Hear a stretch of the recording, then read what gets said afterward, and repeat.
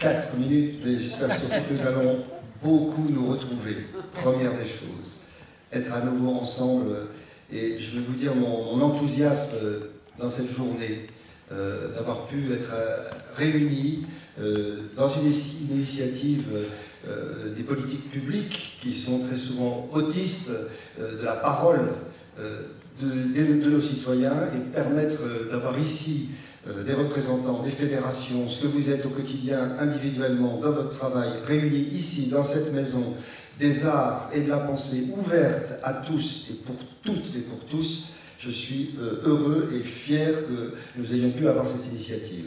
Elle me donne beaucoup d'espoir et dans cette saine contagion relevée par Tariq et formulée par l'élu présent ici ce soir de la ville, particulièrement Jean-Marc avec Marie Patou, eh bien j'espère que nous passerons au complot commun dont parlait très bien Jean Villard, c'est-à-dire en matière d'éducation populaire, la solidarité.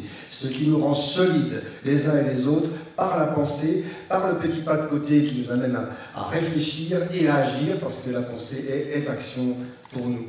Donc je suis plein de joie, j'espère que nous produirons peut-être un texte à l'issue de cette journée, parce qu'elle est fondatrice.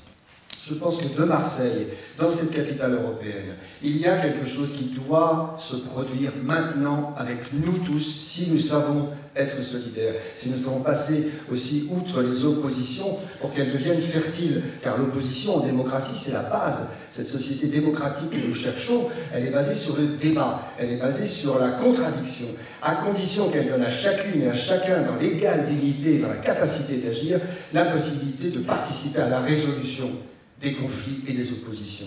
Si nous sommes d'accord déjà avec cette notion d'éducation populaire première, déjà nous pourrons avancer.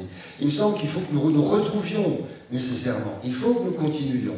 Marseille, pour l'identité, pour la diversité, pour la communauté, pour l'éducation, pour la capacité de participation, pour la coopération, et je nomme à nouveau tous les droits culturels en ce moment, eh bien c'est l'endroit d'où ça doit partir politiquement dans cette nation, dans cette Europe, et dans ce rapport à tout ce que nous avons à construire avec ce qui fait peur aux uns et aux autres, qui joue évidemment sur la peur, c'est-à-dire la chance, les ressources que nous avons, pour ne pas dire richesse. J'aime pas quand on dit qu'il y a du potentiel à Marseille. Ici, il y a des ressources incroyables, il y a de l'analyse, il y a des vécus, il y a des activités qui existent depuis des décennies, qui n'ont pas été érodées, je le sens aujourd'hui, et dans cette maison, c'est bon de repartir avec ce pacte que nous devons avoir en nous quittant tout à l'heure. C'est-à-dire que nous pouvons produire ensemble quelque chose. Qu'est-ce qui va se passer et qu'est-ce qui se passe? Eh bien, ce sont dans les droits culturels, au milieu de tous les droits dont je ne reviens pas, qui sont totalement liés à la santé, à la notion sociale, au temps passé, le temps des riches, le temps des pauvres, le bruit des pauvres et le son des riches, la différence dans tout ce qu'il y a de l'esthétique qu'on peut avoir et la perception de l'esthétique, eh bien, il y a quelque chose qui me fascine, c'est la capacité de médiation que représente l'éducation populaire. C'est-à-dire, sa petite sœur s'appelle l'éducation artistique et culturelle. Commençons par là. Oui, si la ville de Marseille reprend aujourd'hui, vous avez cité tout à l'heure Jean-Marc Coppola, Sophie Marinopoulos, c'est-à-dire une chercheuse du point de vue de l'enfant qui n'est pas né à Marseille. C'est à lui que nous devons penser. Comment nous allons créer pour lui un aiguisement de sa singularité, d'où qu'il soit, d'où qu'il vienne, avec la chance et non pas le handicap qu'il aurait de venir d'une autre culture, d'un autre endroit du monde, dans cette migration dans laquelle nous devons nous attendre. Marseille n'est pas non plus un laboratoire, c'est un lieu où il va se passer d'immenses ressources supplémentées, j'en suis sûr. Donc aiguiser cette singularité, c'est le projet de l'éducation artistique et culturelle pour que chaque enfant ait ce droit de pouvoir être auteur un peu plus de lui-même, de son expression. Ce sont les droits, ces droits culturels appuyés sur la Déclaration universelle des droits de l'homme de 1948 dont nous parlions tout à l'heure. Rappelons que tout ça est né dans le cadre du CNR, le Conseil national de la résistance, aujourd'hui parfaitement dévoyé par ce président de la République, d'en faire fait le Conseil national de la refondation. Ne laissons pas les mots partir, reprenons le langage. Reprenons le langage, c'est à partir de la langue et des langues que nous pouvons reconstruire. Il me semble que aiguiser la singularité, par le choc esthétique, c'est une chose formidable. Il se passe quelque chose dans un espace, c'est une chose formidable, quelque chose de l'ordre du symbole, c'est-à-dire qu'il est achevé, la beauté est achevée par celui qui regarde. On sait que nous ne regardons pas la beauté d'une manière égale. S'il y a cette expérience esthétique, qui est un outil de médiation, l'œuvre comme médiation, c'est Malraux, pendant une dizaine d'années, on voit que ça ne suffit pas. Il y a ceux qui sont en bénéficier, ceux qui ne pourront pas, parce que ce sera comme du sable qui passe entre les mains. Le contenant ne permet pas de recevoir.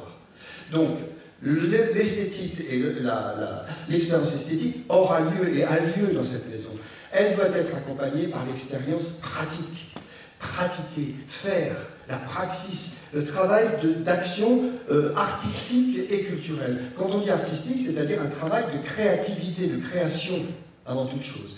Donc, l'expérience esthétique, l'expérience pratique, autre endroit de médiation. Deuxième décennie après Malraux, nous venons tous pour certains, enfin, d'enseignants peut-être qui l'ont vécu. Vous n'êtes pas tous de la génération de la mienne, je suis né sur René Coty.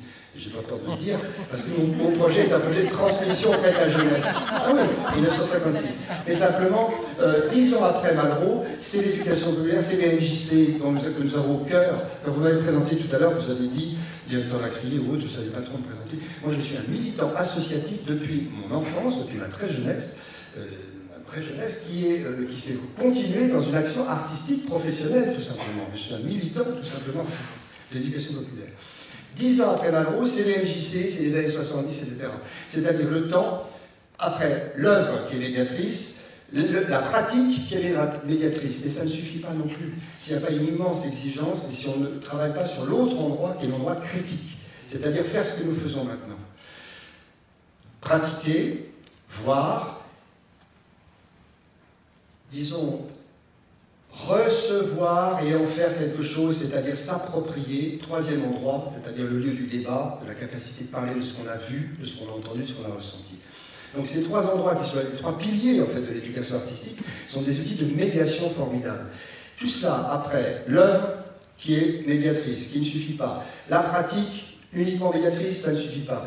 Débattre, on va le faire, on peut le faire, ça ne suffit pas si on n'est pas dans ce rapport de la fiction, de l'imaginaire, du récit.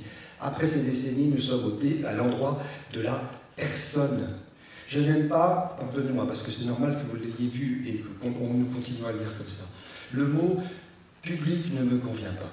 J'ai écrit sur les murs, nous tenons du public le jeu qui nous anime, vous le verrez dehors, nous tenons du public le jeu qui nous anime.